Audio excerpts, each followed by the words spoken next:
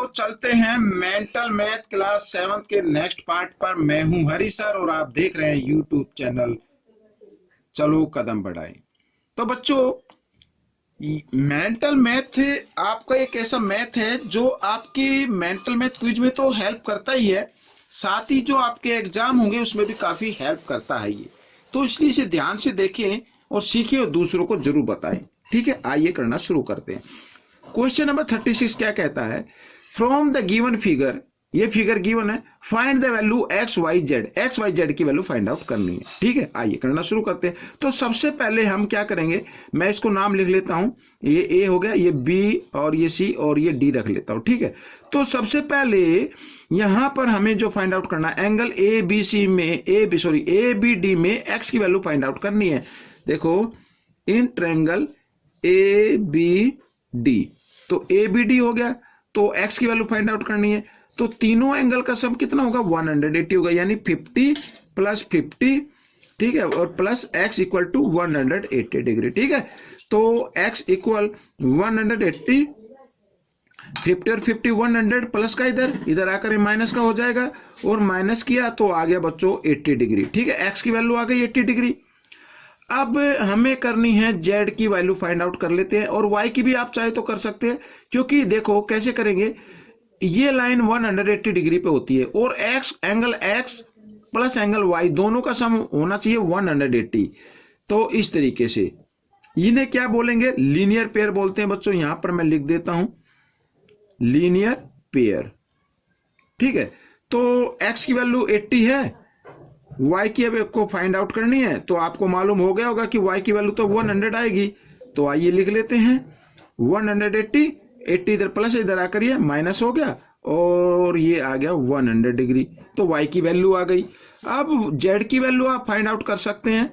देखो यहां पर ट्रायंगल ले लेनी है, ट्रायंगल ADC या आप एक्सटीरियर एंगल से भी फाइंड आउट कर सकते हैं या ट्रायंगल ले सकते हैं।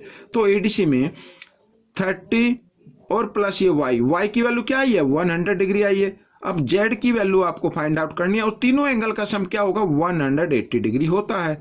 तो z equal 180 degree, 100 plus 30, 130 plus का इधर आकर माइनस का हो जाएगा, ये मैंने माइनस कर दिया। तो z की वैल्यू आ गई बच्चों 50 डिग्री।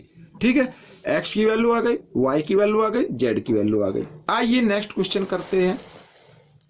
तो नेक्स्ट क्वेश्चन में बच्चों देखो यहां पर क्वेश्चन नंबर 37 में, N exterior angle of A triangle is 110 and one of the interior opposite angle is 40 degree, find the other two angles of the triangle. देखो मैं यहां पर ये बना लेता हूं इस तरीके से।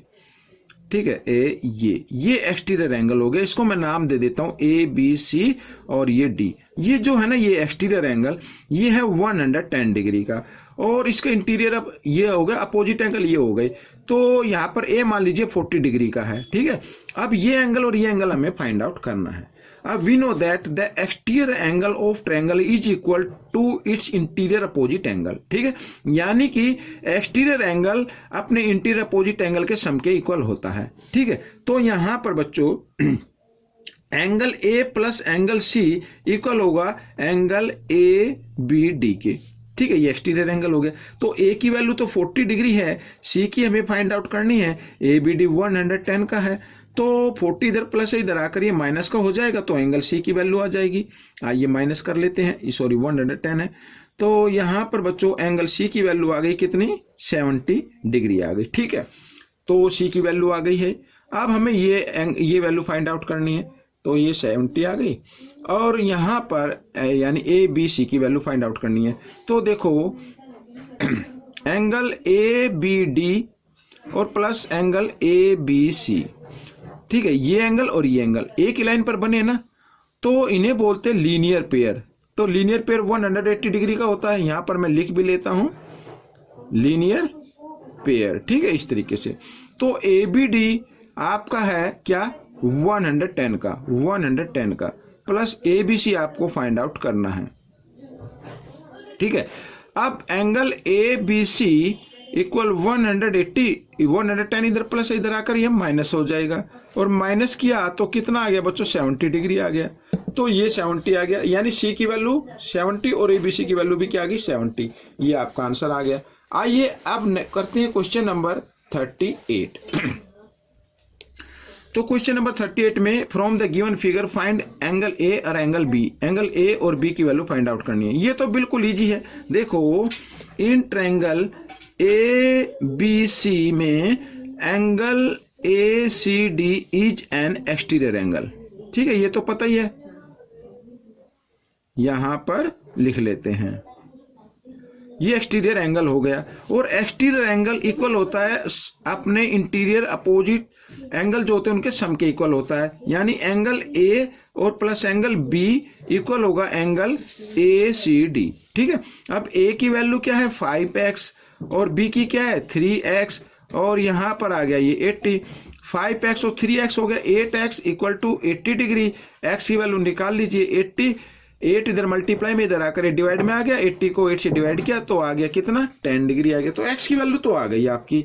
अब एंगल a निकालना है आपको, तो a है 5x का, यानी x की जगह x की वैल्यू को पुट कर दीजिए 10 इंटू 5 यानी 50 डिग्री। ठीक है, और एंगल b है आपका 3x का, तो 3 इंटू 10 कर सकते हैं। x की जगह x की वैल्यू को पुट करना, और ये आ गया 30 डिग्री का। तो हमें a और b की वैल्यू फाइंड आउट करनी थी, वो हो चुकी है, तो ये आपका आंसर आ गया।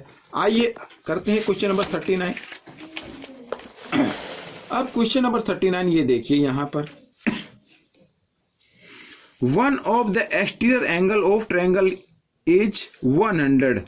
यहां पर ये देखो, मैं ये बना लेता हूं, नाम नहीं है तो हम इसमें अपनी तरफ से कर लेते हैं ए बी सी, और ये इधर बना लेते हैं, ये 100 डिग्री का है। ठीक है, H D and interior opposite angle are equal to each other, और इसके इंटीरियर अपोजिट एंगल क्या है वो इक्वल हैं, यानी ये x डिग्री का है तो ये भी x डिग्री का है। ठीक है, what is the measure of each of these angle. तो एंगल की मेजर फाइंड आउट करनी है। आइए कर लेते हैं। देखो आप सभी को मालूम हो ही चुका है, इन ट्रायंगल यहां पर लेट कर लेते हैं, let in triangle A B C angle A C D is an exterior angle.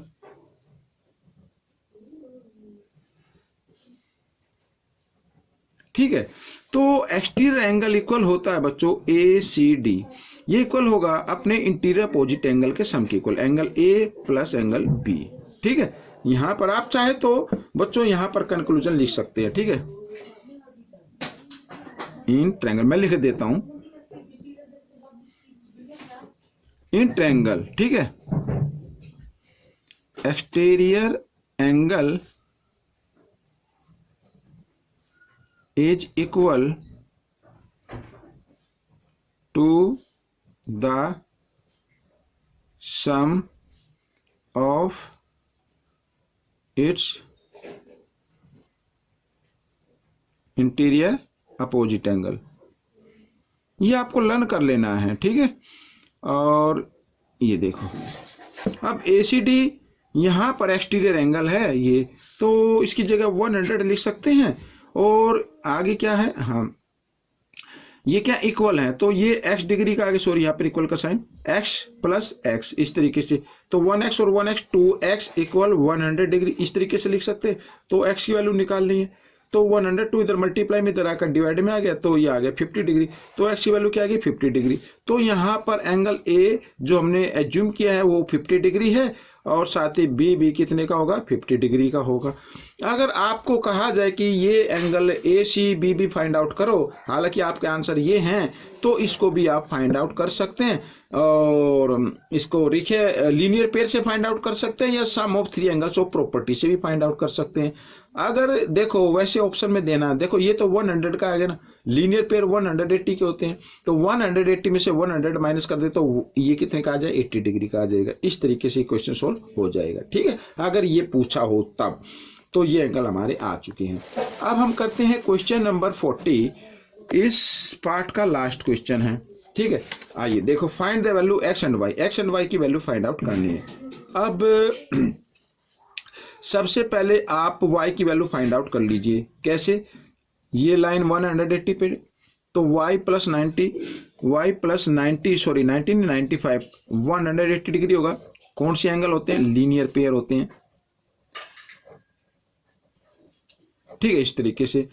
तो y की वैल्यू निकाल लेते हैं 180, इधर प्लस इधर आकर ये माइनस हो गया, माइनस कर लीजिए। तो 10 में से 5 यहाँ पे रह गया बच्चों 17 में से 8 माइनस 8 9 माइनस करेंगे 8 आ जाएगा, ठीक है। इस तरीके से 85 की वैल्यू आ गई है ठीक है, ये क्या आ गई 85। अब बच्चों अब यहां पर देखो इन ट्रायंगल, ये ट्रायंगल ABC, ये एक ट्रायंगल हो गया, और यहां पर CA, इसका नाम आप देना चाहे तो यहां पर D लिख सकते हैं, CAD, ये एक्सटीरियर एंगल हो गया। एक्सटीरियर एंगल इक्वल होता है अपने इंटीरियर एंगल के अपोजिट एंगल जो होते हैं उनके सम के इक्वल होता है, ठीक है। तो यहां पर आप इसी तरीके से कर लेंगे। तो in triangle ABC angle CAD is an exterior angle,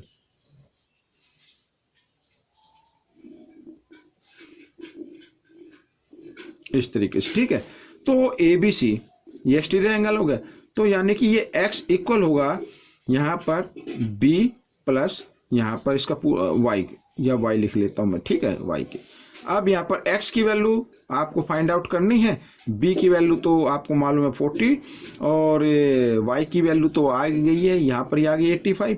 तो इस तरीके से, ठीक है। तो आइए ऐड कर लेते हैं, 5 यू का यूं, 8 और 4 12, तो 125 की वैल्यू आ गई, ठीक है। तो ये क्वेश्चन आपका सोल्व हो गया है। आपको ये क्वेश्चन कैसा लगा मुझे जरूर बताएं, और इसमें से सीखकर दूसरे बच्चों को जरूर सिखाएं। मिलेंगे नेक्स्ट क्वेश्चन में, तब तक के लिए आप प्रैक्टिस करते रहें। Thanks for watching this video.